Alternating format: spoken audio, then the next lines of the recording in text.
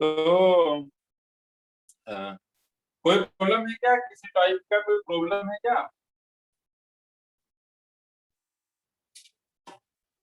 No sir. Krishna, कोई problem है कृष्णा?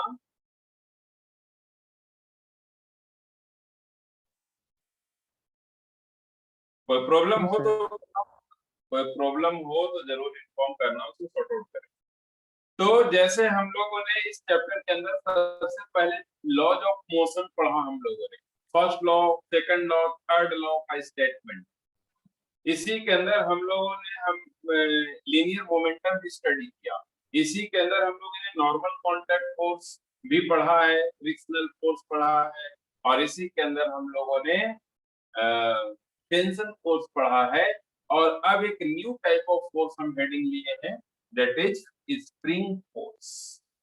तो लिखेंगे force force force developed in the spring, force developed in the spring, force developed in the spring due to elongation or compression of the spring, due to elongation or compression of the spring, due to elongation or compression of the spring is known as spring force। समझ में आया? Force developed in the spring, तो force develop क्यों होगा? तो due to elongation और compression of the spring is known as spring force.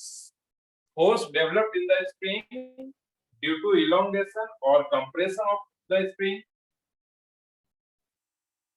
Is known as spring force.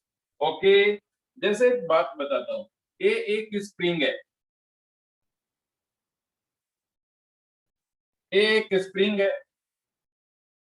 मान लो यहां से एक पार्टिकल भी इस पे अटैच है, सपोज ये स्प्रिंग है। अब ये स्प्रिंग नेचुरल लेंथ पे रखा हुआ है, नेचुरल लेंथ में है, इस पे कोई कंप्रेस करने वाला फोर्स नहीं है। ओके, इस स्प्रिंग फिजिकल साइंस।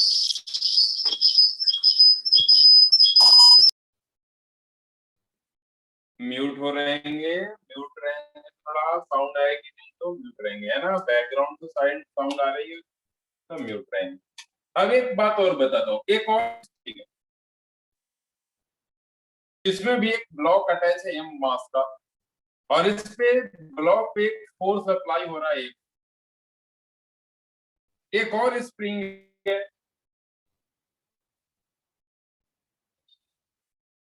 इस पे भी एक फोर्स अप्लाई हो रहा है। ये जो फोर्स है वो कंप्रेसिव नेचर का, ये टेंसाइल नेचर का है, कूलिंग फोर्स।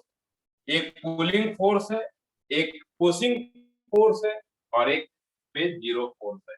अब तुम लोग सोच समझ के बताना, कौन से स्प्रिंग में इलोंगेशन या कंप्रेशन पॉसिबल है? सर थर्ड फोर्स में इलोंगेशन और सेकंड फोर्स में कंप्रेशन। कंप्रेशन। क्या फर्स्ट में कोई इलोंगेशन कंप्रेशन पॉसिबल है? No sir. तो इसमें कोई इलोंगेशन कंप्रेशन पॉसिबल नहीं है, बिल्कुल नेचुरल लेंथ में अगर ये है तो फ्रिक्शनल स्प्रिंग फोर्स क्या होगा? यहाँ स्प्रिंग फोर्स क्या होगा? स्प्रिंग फोर्स जीरो होगा या नहीं होगा?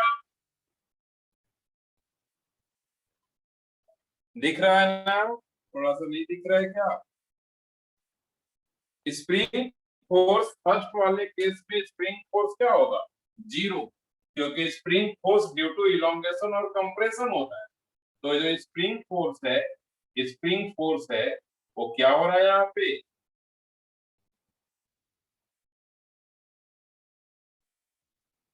क्लियर हुआ? स्वगतिका, सिद्धार्थ, आदित्य, सभी लोग है ना? यस तो सर। यस। ओके, तो ये जो हमारा फर्स्ट फिगर है उस पर कोई फोर्स ही अप्लाई नहीं होता, ये सरफेस भी फ्रिक्शनलेस, ये सरफेस भी फ्रिक्शनलेस है, मतलब म्यू जीरो मीन्स फ्रिक्शनलेस, क्योंकि कोई भी फ्रिक्शनल फोर्स में म्यू जरूर होता है, mu m g mu n, और म्यू जीरो रहेगा तो फ्रिक्शनल फोर्स जीरो। तो फ्रिक्शनल फोर्स भी जीरो है, कोई फोर्स ही नहीं है इस बॉडी जो इसको इलोंगेट कर सकता है या कंप्रेस कर सकता है, ऐसा कोई फोर्स नहीं है एम जी, बट वो इलोंगेट नहीं कर सकता, कंप्रेस नहीं कर सकता। तो फर्स्ट फिगर में स्प्रिंग फोर्स जीरो होगा, और यहाँ पर स्प्रिंग फोर्स क्या होगा,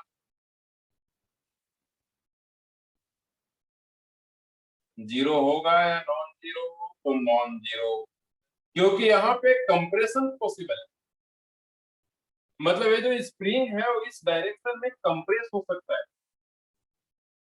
यहाँ पर भी स्प्रिंग फोर्स नॉन जीरो, क्यों, क्योंकि इलोंगेशन पॉसिबल है। क्यों, क्योंकि इलोंगेशन इधर हो रहा है, क्योंकि टेंसाइल फोर्स है, मतलब पुलिंग फोर्स है, पुल कर रहा है। तो ये फिगर ड्रॉ कर लेंगे सभी लोग, बिल्कुल बेसिक से चल रहा हूँ, दिक्कत नहीं होगी। अरुंधति को भी दिक्कत नहीं होगी, फर्स्ट क्लास जिनके हैं उनको भी प्रॉब्लम नहीं होगी।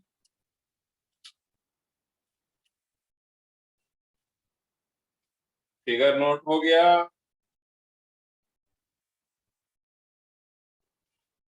अरुंधति प्रेजेंट है? Yes sir. प्रेजेंट है क्या?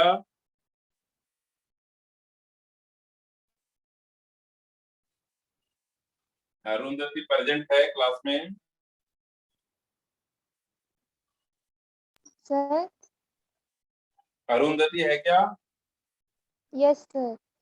ओके, क्लियर हो रहा है, समझ में आ रहा है ना? Yes sir. हाँ बिल्कुल समझ में आएगा, और मैं बता दूं कि तुम्हें ये चैप्टर में दोबारा भी पढ़ाऊंगा, बट अभी भी समझ में आएगा, ऐसा कोई प्रॉब्लम नहीं आएगा, और आएगा तो हम देख लेंगे, हम डिस्कस कर लेंगे।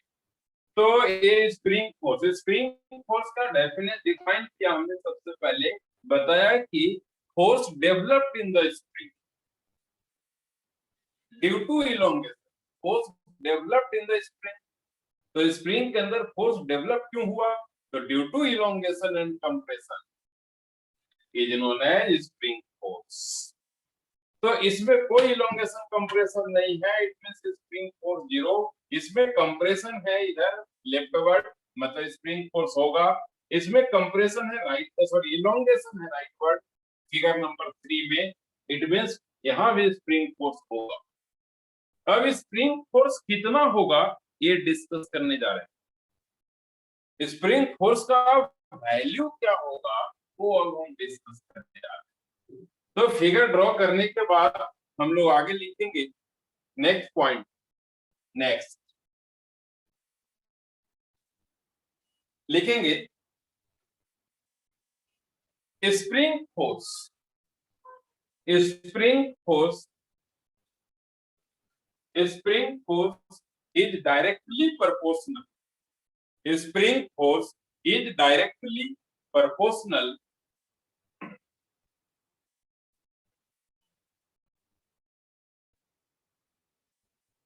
spring force is directly proportional to the elongated or compressed, elongated or compressed, elongated or compressed, elongated or compressed length of spring, elongated or compressed length of spring। Clear हुआ? Yes.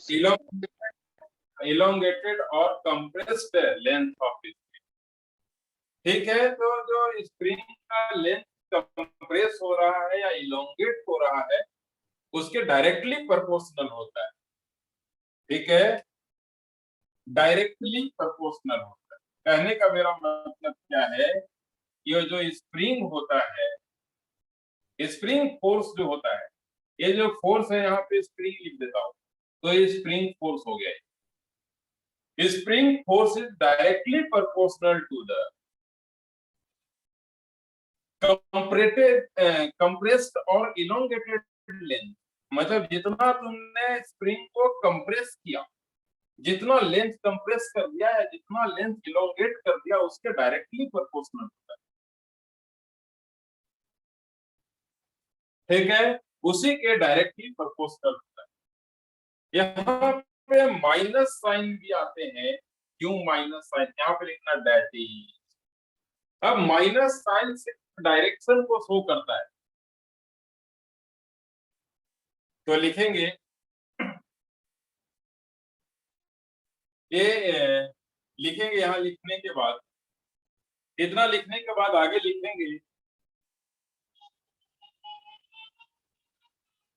लिखेंगे, since since spring force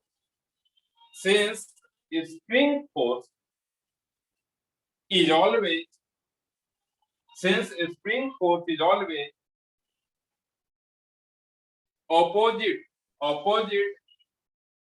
opposite to the compression or elongation of spring.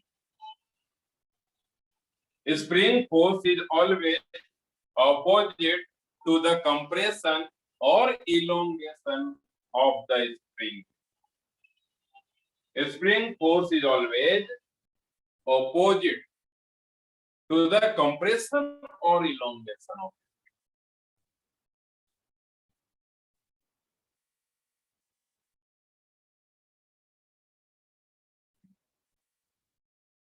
Due to which we apply negative sign.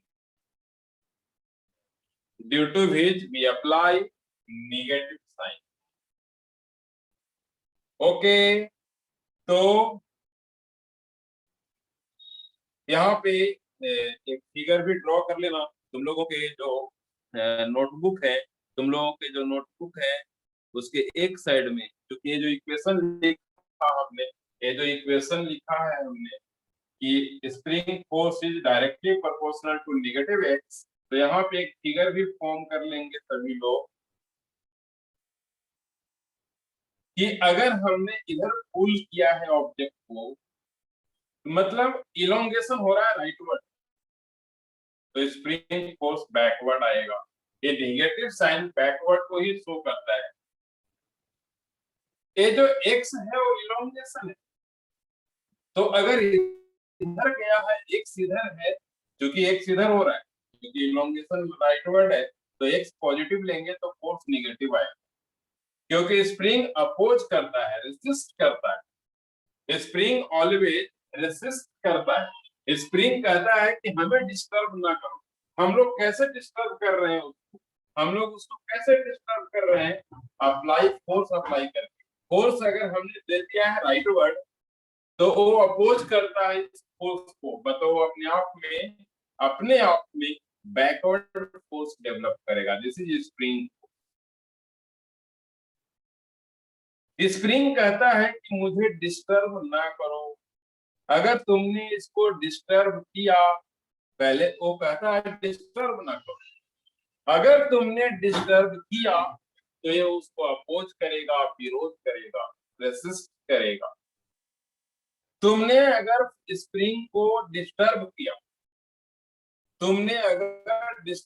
है spring को force apply करके, तो spring क्या करता है? उसको अपोज करता है, रेसिस्ट करता है। इसीलिए अपोजिट डायरेक्शन में अगर एक फोर्स लेफ्टवर्ड है तो स्प्रिंग अपोज करेगा, तो राइटवर्ड फोर्स लगाएगा, तो means spring force will be rightward in this figure and here spring force will be leftward. इसीलिए माइनस साइन। अब लिखेंगे now F equal to minus, तो ठीक है, प्रोपोर्शनलिटी के साइन को ऑलवेज हम एक कांस्टेंट से रिप्लेस करते हैं। This is spring. नोट हो गया? समझ में आया क्या सबको? Sir, can you repeat, sir? हाँ, रिपीट करेंगे, नोट करो। सबसे पहले हमने बताया, फर्स्ट पॉइंट में क्या बताया कि force developed in the spring, force developed in the spring due to compression or elongation. Force develop क्यों होता है? ड्यू टू कंप्रेशन और इलोंगेशन। कंप्रेस करेंगे या इलोंगेट करेंगे तो ही फोर्स डेवलप होगा, नहीं करेंगे तो नहीं। तो force develop due to compression और elongation of spring is known as spring force. पहली बात हमने क्या बोला कि इलोंगेशन और कंप्रेशन होगा तो ही फोर्स होगा। तो इलोंगेशन या कंप्रेशन के लिए हम क्या करेंगे? फोर्स अप्लाई करेंगे। इलोंगेशन और कंप्रेशन होगा तो ही स्प्रिंग फोर्स होगा। मतलब इलोंगेशन और कंप्रेशन करने के लिए हम क्या करेंगे? एक अलग फोर्स अप्लाई करेंगे, एक एक्सटर्नल फोर्स अप्लाई करेंगे। अगर एक्सटर्नल फोर्स पुलिंग नेचर का है तो इलोंगेशन होगा, और पुशिंग नेचर का है तो कंप्रेशन होगा। इसमें इलोंगेशन होगा, इसमें कंप्रेशन होगा, इसमें एक्स राइटवर्ड होगा, इसमें एक्स बैकवर्ड होगा। मतलब ये एक्स डेवलप क्यों हुआ? तो ड्यू टू कंप्रेशन और इलोंगेशन। और जब एक्स डेवलप हो गया तो स्प्रिंग फोर्स भी डेवलप हो जाएगा, क्योंकि डेफिनेशन यही कह रहा है, डिफिनेशन में यही कहा जा रहा है। अब बात क्या आया कि स्प्रिंग फोर्स डेवलप होगा तो कितना होगा? तो स्प्रिंग फोर्स जो होता है इलोंगेशन और कंप्रेशन के डायरेक्टली प्रोपोर्शनल होता है। अगर इलोंगेशन और कंप्रेशन के डायरेक्टली प्रोपोर्शनल, अगर इलोंगेशन हो रहा है तो इलोंगेशन के डायरेक्टली प्रोपोर्शनल, अगर कंप्रेशन हो रहा है तो कंप्रेशन के डायरेक्टली प्रोपोर्शनल। इसीलिए लेफ्ट साइड में देखो क्या लिखा है, spring force directly proportional to x. But minus क्यों लगाया हमने? क्योंकि spring force always opposite to the x होता है। मतलब अगर एक्स पॉजिटिव है तो एक्स नेगेटिव,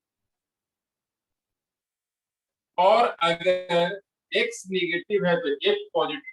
देखो फिगर बता रहा है कि स्प्रिंग फोर्स, इस फिगर को देखो, इस फिगर को देखो, इस फिगर को देखो, यहाँ पे एक्स इधर है, राइटवर्ड है,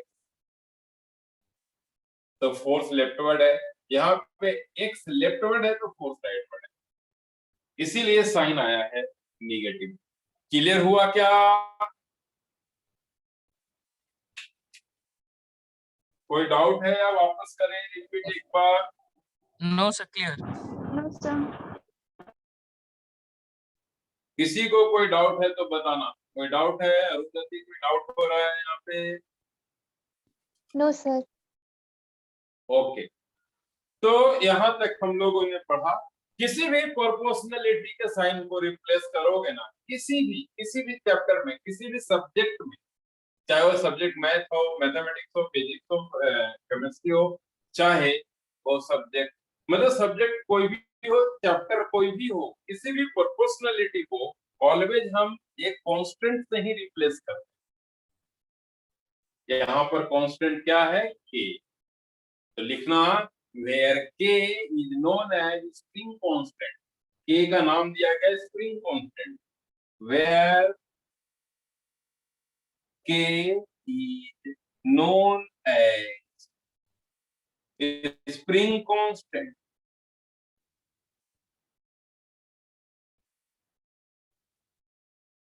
where k is known as spring constant। ठीक है, सारे स्टेट में ओपन हो रहे हैं, तो हम लोगों का भी शायद जल्दी ही ओपन होगा। Where k is known as spring constant. K क्या है? Spring constant. अब ये जो के है वो कांस्टेंट तो है, नो डाउट, और कांस्टेंट का वैल्यू फिक्स होता है, बट किसी न किसी चीज पे इसके वैल्यू भी डिपेंड करते हैं।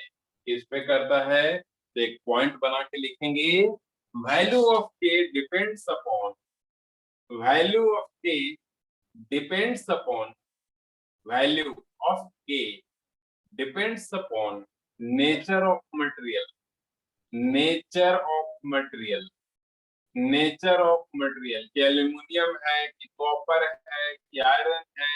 अगर स्प्रिंग कॉपर का होगा तो अलग के आयरन का होगा तो डिफरेंट टाइप का के, ठीक है। तो डिफरेंट टाइप के मतलब कि मटेरियल पे डिपेंड करता है, सिल्वर का के अलग होगा।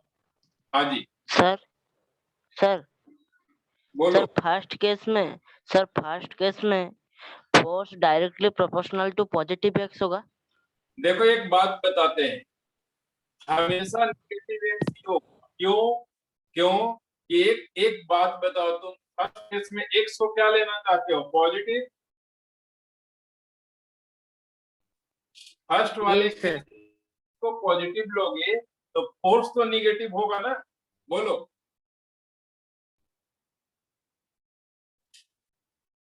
Yes, sir. अनम्यूट रहना और मेरे को बताते रहना, अनम्यूट होके जवाब देना कि एक्स अगर पॉजिटिव लेंगे, क्योंकि राइट वर्ड है, और अगर पॉजिटिव लेंगे तो एफ तो बैकवर्ड है, मतलब निगेटिव। सेकंड केस में अगर इसको निगेटिव लोगे तो इसको पॉजिटिव, मतलब कोई इसमें एक निगेटिव कोई एक पॉजिटिव है, दोनों निगेटिव नहीं है। अगर दोनों निगेटिव होता तो दोनों साइड निगेटिव रखते हैं, या दोनों पॉजिटिव होता तो दोनों साइड पॉजिटिव रखते, लेकिन कोई एक पॉजिटिव है और कोई एक निगेटिव है, तो ये फॉर्मूला वही शो कर रहा है। तुम एक्स पॉजिटिव ले लो ना, एक्स पॉजिटिव लेके देखो, एफ निगेटिव आएगा। यहाँ देखो फर्स्ट केस में क्या है, एक्स पॉजिटिव है तो पॉजिटिव लोगे तो एफ निगेटिव आना चाहिए, जो कि यहाँ आ रहा है। सेकंड केस में एक्स को अगर तुम निगेटिव लोगे तो एफ पॉजिटिव आना चाहिए, जो कि आएगा। देख लो, एक्स अगर निगेटिव लोगे तो माइनस माइनस प्लस हो जाएगा। ये क्लियर हुआ क्या?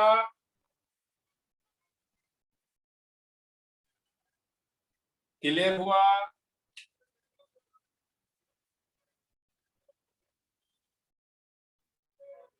बोलो, कोई डाउट है तो बोलो। No, sir. No, sir. Okay. No, क्योंकि sir. क्या होता है, ये जो स्टेटमेंट है, ये जो लाइन है वो ऑलवेज वैलिड, दोनों फिगर को सेटिस्फाई भी कर रहा है। अगर एक्स इसको पॉजिटिव दिया तो एक नेगेटिव आना चाहिए, क्योंकि बैकवर्ड हो जाएगा। तो सच में आ रहा है, एक पॉजिटिव लोगे, एक अगर पॉजिटिव लोगे तो एक नेगेटिव आ रहा है। और यहाँ सेकंड केस के लिए अगर एक को नेगेटिव ले लोगे तो एक पॉजिटिव आ जाएगा। देखो यहाँ पे डाल, इट मींस कि दोनों केस को सेटिस्फाई कर रहा है। मतलब ये जो स्टेटमेंट है ये प्रोपोर्शनल टू माइनस है, ये दोनों के वैलिड है, कोई दिक्कत नहीं। बहुत लोग इसके स्टेटमेंट को चेंज कर देते हैं, बहुत लोग इसके स्टेटमेंट को भी चेंज कर देते हैं। जैसे कि मैं भी एक और स्टेटमेंट लिखा देता हूँ जिससे कंफ्यूज नहीं होगे। लिखो एक और statement, spring force, spring force, spring force, spring force, spring force is directly proportional. The spring force is directly proportional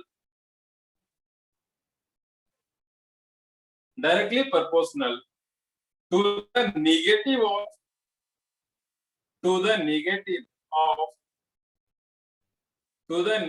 of elongated or compressed length, to the negative of elongated or compressed length.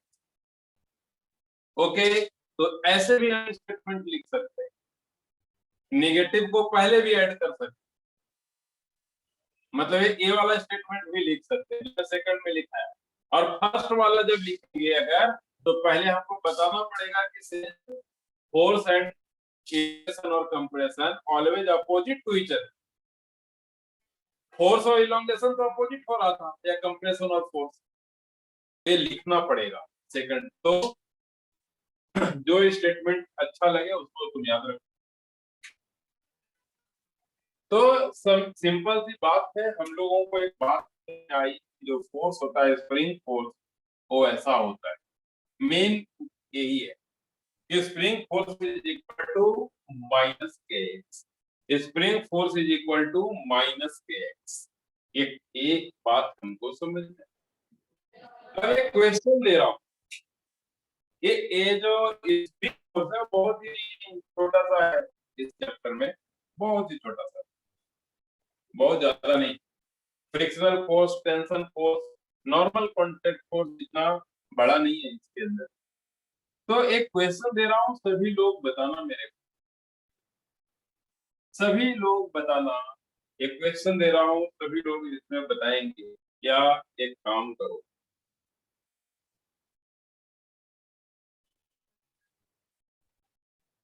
चलो ठीक है।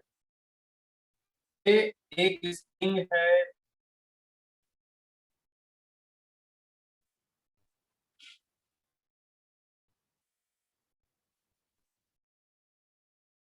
एक spring है, एक spring है, एक block है मास।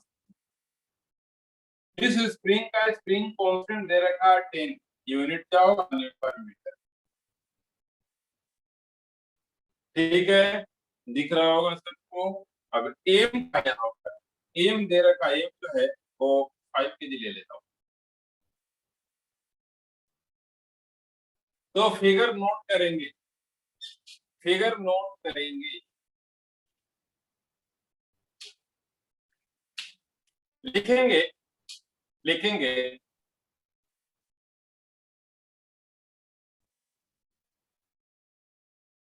लिखेंगे 5 kg block, 5 kg block is 5 kg block is released gently.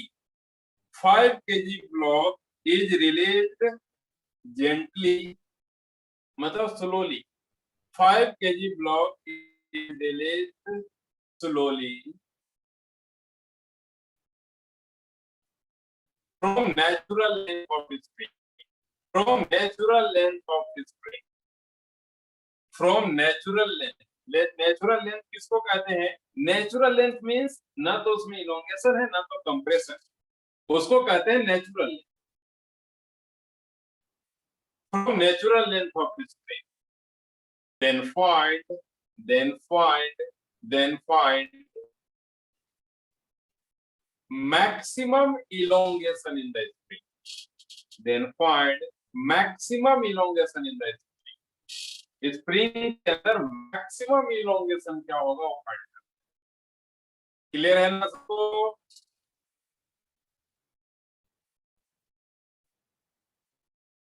Then find maximum length in the, then find maximum length in the,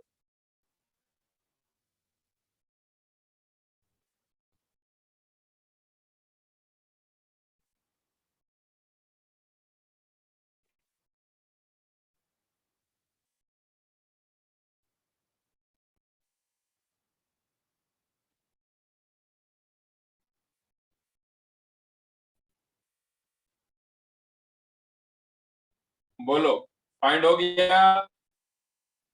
देखो एक बात बताते हैं, मान लो ये जो ब्लॉक है, ये जो ब्लॉक है वो एस में था, किसी ने अपने हैंड से सपोर्ट कर दिया है किसी तरीके से, पर नेचुरल लेंथ में था, इसमें कोई इलोंगेशन नहीं। लेकिन जैसे ही मान लो ये ब्लॉक को ऐसे अपने हैंड से सपोर्ट दिए हुए, जैसे इसको हम हैंड रिलीज करेंगे, हटा लेंगे, ये ब्लॉक डाउनवर्ड जाना शुरू करेगा।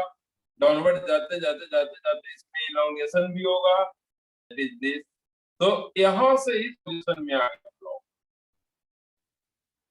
मतलब क्या इससे पता चला? ये जो लेंथ है वो इलोंगेशन वाला लेंथ, ये जो लेंथ है वो इलोंगेशन वाला लेंथ। अब ये इलोंगेशन वाला लेंथ कैलकुलेट कैसे करें? क्योंकि हमको मैक्सिमम इलोंगेशन कम कैलकुलेट करना है, तो कैसे करेंगे? ये ब्लॉक 5 kg ब्लॉक डाउनवर्ड जाना शुरू करेगा, जाएगा जाएगा जाएगा, यहाँ पर आके रेस्ट में आ गया, क्योंकि मैक्सिमम इलोंगेशन हो चुका है। मैक्सिमम इलोंगेशन के टाइम में इस बॉडी पे 5g डाउनवर्ड तो होगा ही होगा, अपवर्ड में क्या होगा? kx, मतलब स्प्रिंग फोर्स। अपवर्ड में क्या होगा? स्प्रिंग। तो ये बॉडी चूंकि अब रेस्ट में आया है तभी मैक्सिमम इलोंगेशन हो सकता है, और नीचे जाएगा तो और बड़ा होगा मैक्सिमम इलोंगेशन। हमने सपोज कर लिया कि यहाँ पर आके रेस्ट में आ गया, it means this is maximum elongation. Maximum elongation mg should be equal to k spring force means k। अब ये मत बोलना कि यहाँ पे माइनस नहीं लिया, ये मत बोलना कि यहाँ पे माइनस नहीं लिया, हम तो मैग्नीट्यूड को सिर्फ बैलेंस कर रहे हैं। एक बात और बता दूं, एक बात और बता दूं, सभी लोग पहले यहाँ तक नोट करो, सभी लोग यहाँ तक नोट, समझ में आया कि नहीं आया मुझे बता, समझ में आया देन यस, नहीं आया देन समझ में आया क्या? No sir.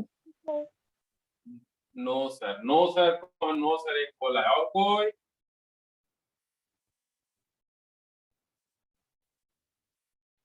एक बार और रिपीट करता हूँ, समझना, फिर वापस यस नो बोलना मेरे को। हमने क्या दिया था?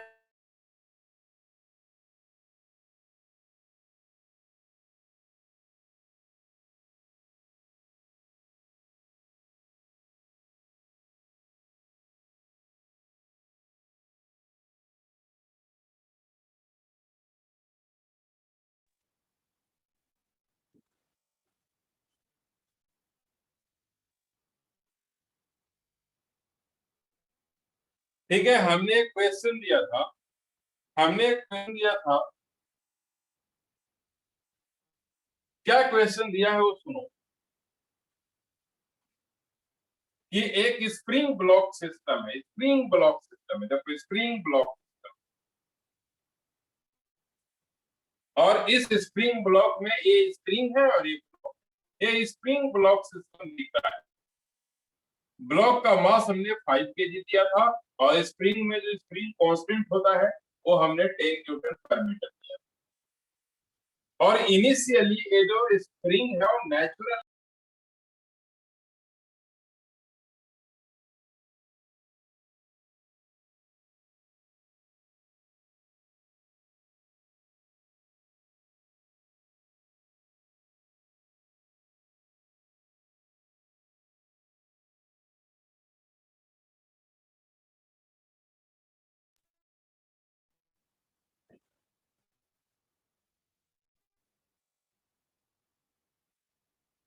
ओके, आवाज आ रही है सबको? जी सर। Yes sir. ओके, तो हमने क्या क्वेश्चन दिया कि एक स्प्रिंग है जिसका स्प्रिंग कांस्टेंट दिस, और एक ब्लॉक है जिसका मास 5 kg, और इनिशियली इसके अंदर कोई इलोंगेशन कंप्रेशन नहीं है, इट मींस कि कंप्रेशन तो पॉसिबल भी नहीं है यहाँ पर, तो इलोंगेशन भी नहीं है, तो एक क्या रहेगा इसलिए,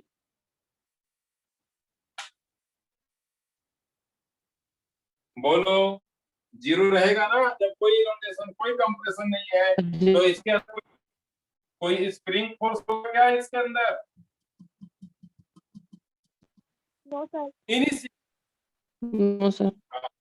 हाँ, इनिशियली कोई स्प्रिंग फोर्स नहीं होगा, क्यों? क्योंकि स्प्रिंग नेचुरल लेंथ में है, मतलब उसमें कोई इलोंगेशन नहीं, कोई कंप्रेशन नहीं, कंप्रेशन इस क्वेश्चन में पॉसिबल भी नहीं है, बट इलोंगेशन भी नहीं,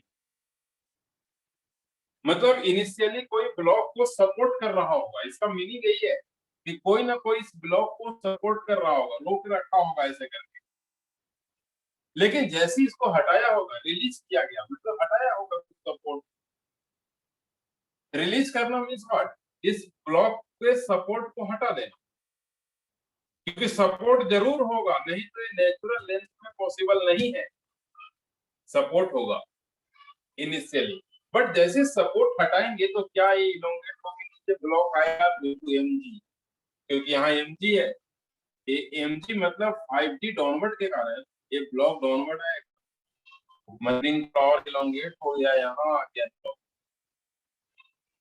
कब तक ये ब्लॉक नीचे आएगा? तो जब तक ये 5 kg पर जो लगने वाला 5g है, इसको कोई बैलेंस नहीं करेगा, तब तक वो नीचे आएगा, ठीक है? और 5g को बैलेंस करने वाला अगर ऊपर में कोई फोर्स है, तभी ये बैलेंस होगा, तभी ये रेस्ट में आएगा। यहां तक क्लियर है क्या सबको?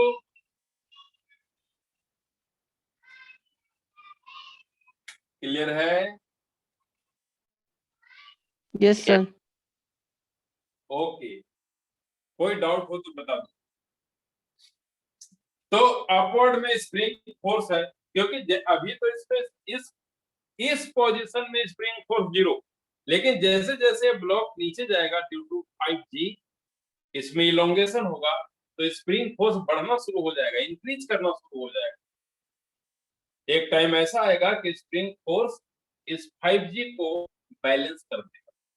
क्यों? क्योंकि 5G डाउनवर्ड है और स्प्रिंग फोर्स अपवर्ड है।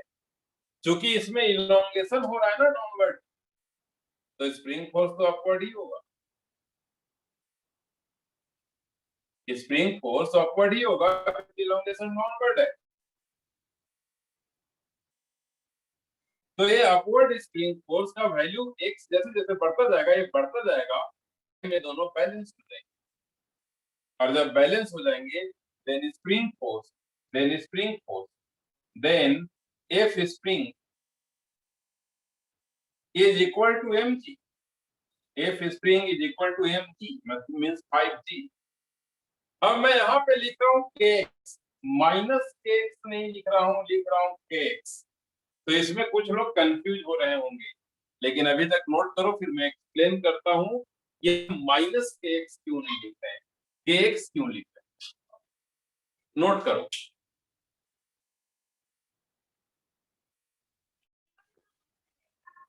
ठीक है, यहां तक नोट करो। हम ऐसा क्यों लिख रहे हैं मैं बताता हूं।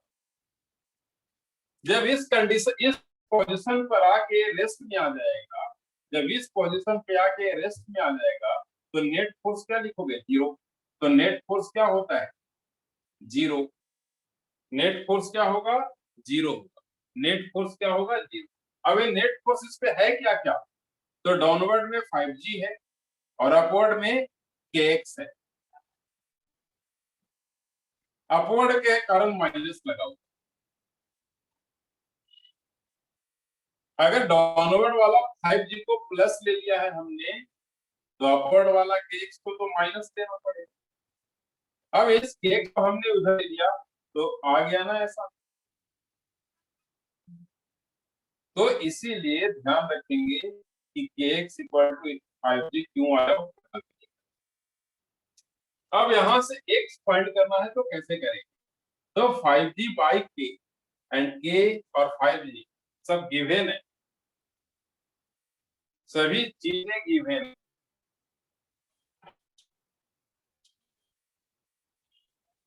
अब एक बात और बता देता हूँ, जरा ध्यान रखना सभी लोग। यहाँ तक नोट करने के बाद एक चीज और बताता हूँ, तो ध्यान रखेंगे सभी लोग, केयरफुली है उसको याद रखेंगे, केयरफुली याद रखेंगे। बहुत इंपॉर्टेंट पॉइंट बोलने जा रहा हूँ कि कोई भी फैक्टर क्वांटिटी,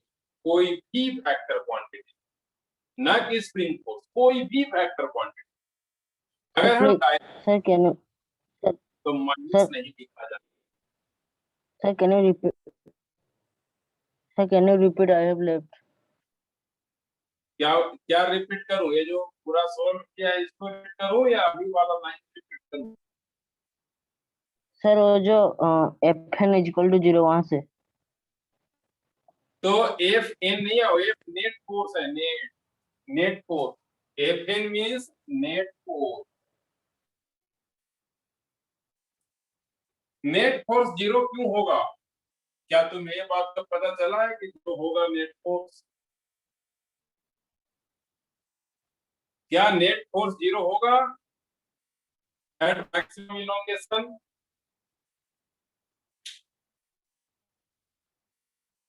देखो एक बात बताता हूँ, ये 5G है, ये 5G को जैसे रिलीज करेंगे डाउनवर्ड जाना शुरू होगा। कब तक डाउनवर्ड जाता रहेगा? कब तक? जब तक के 5G को कोई बैलेंस न करे, जब तक इस 5G को अपवर्ड में कोई बैलेंस न करे। तो अपवर्ड में बैलेंस कौन कर दिया है? स्प्रिंग फोर्स ने।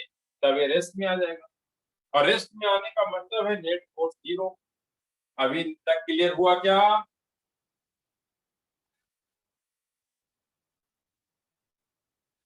कोई डाउट है अभी? No sir. अब नेट फोर्स क्या है? नेट फोर्स ब्लॉक पे क्या है? तो डाउनवर्ड में 5G 5G और अपवर्ड में स्प्रिंग फोर्स। तो डाउनवर्ड में 5G है, उसको हमने देखो पॉजिटिव किया, तो अपवर्ड वाले को नेगेटिव इक्वल टू 0।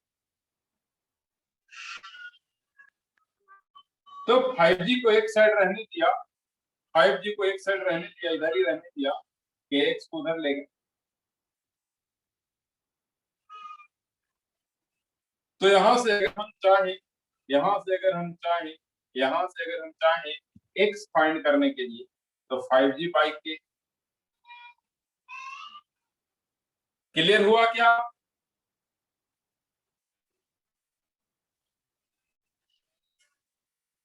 एक बात बताऊं तुम लोगों को, ध्यान रखना, एक बात बताता हूं कि स्प्रिंग फोर्स होता है माइनस kx, लेकिन जब नोमेरिकल करना ना तो ओनली kx यूज करना, माइनस सिर्फ डायरेक्शन शो करता है। और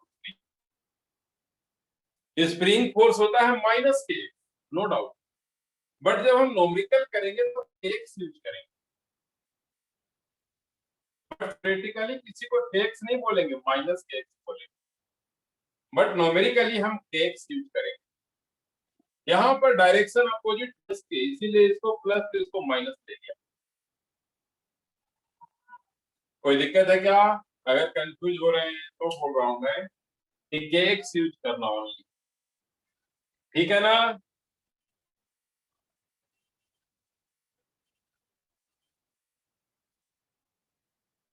और 2-4 क्वेश्चन करेंगे तो क्लियर हो जाएगा, टेंशन लेने की बात नहीं। तो ये जो x हमने कैलकुलेट किया, ये किसी को डाउट है?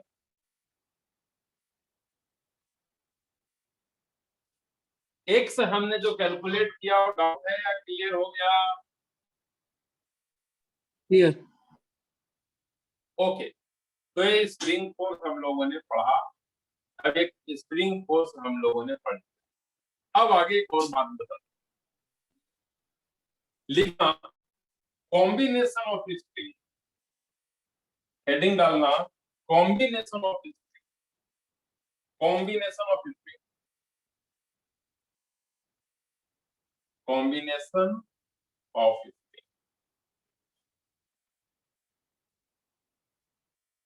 हम स्प्रिंग का कॉम्बिनेशन पढ़ने जा रहे हैं।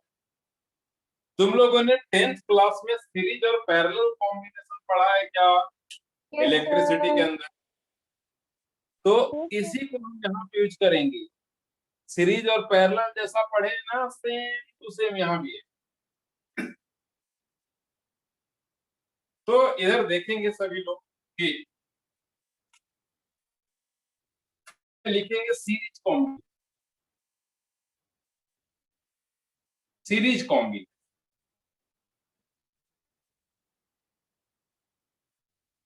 फर्स्ट में क्या पढ़ेंगे? सीरीज कॉम्बिनेशन, सीरीज कॉम्बिनेशन में रेसिस्टेंस कैसा होता था याद होगा तुम लोगों को? एक रेसिस्टेंस ये वाला है, दूसरा ए है, तीसरा ए है। मतलब ये दोनों सीरीज में कैसे है? क्योंकि दोनों के एंड टू एंड कनेक्शन है, ये दोनों के एंड टू एंड कनेक्शन के कारण सीरीज है। तो सीरीज का मतलब होता है कि सभी एंड टू एंड कनेक्टेड एक दूसरे से। तो सीरीज कॉम्बिनेशन में ऐसा होता है कि एक स्प्रिंग ए वाला है, दूसरा स्प्रिंग ए वाला है, तीसरा स्प्रिंग ए वाला है,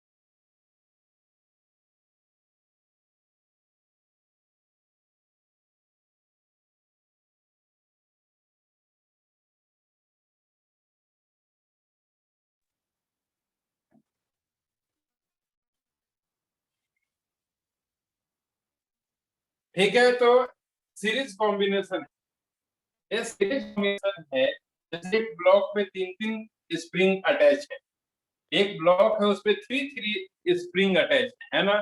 एक ब्लॉक है mkg का, उसमें 3 स्प्रिंग अटैच। तो अगर इसमें हमको k इक्विवेलेंट फाइंड करना हो, जैसे तुमने r इक्विवेलेंट फाइंड किया था, तो k इक्विवेलेंट फाइंड करना हो तो होगा 1/k1, 1/k2, 1/k3। रेसिस्टेंस में क्या था, सीरीज के अंदर R1 + R2 + R3 लिखते थे, लेकिन यहाँ पे ऐसा नहीं है। वहां पे पैरेलल में लिखते थे ना 1/R1 + 1/R2 + 1/R3। तो स्प्रिंग का सीरीज रेसिस्टेंस के पैरेलल जैसा बिहेव कर रहा है, ये नोट कर लेंगे। और भी अगर ज्यादा होगा स्प्रिंग तो और भी ऐसे ऐड करते चले जाएंगे। कहने का मतलब क्या है, ये तीनों स्प्रिंग को रिप्लेस करके अगर एक सिंगल स्प्रिंग लगाना चाहें तो उसका स्प्रिंग कांस्टेंट कितना होगा, k इक्विवेलेंट। मतलब ये तीनों के इक्वल सिंगल स्प्रिंग वर्क कर रहा है, ये तीनों के इक्वल वर्क कर रहा है सिंगल वाला स्प्रिंग, इसीलिए उसका नाम है k equivalent, equivalent spring. Okay, clear है क्या? Yes, sir. Next last point है आज का, parallel group, parallel combination, parallel combination, parallel combination, parallel combination. Parallel combination कैसा होता है, देखे होगे कि रेसिस्टेंस है अगर तो ऐसा है तो पैरेलल है,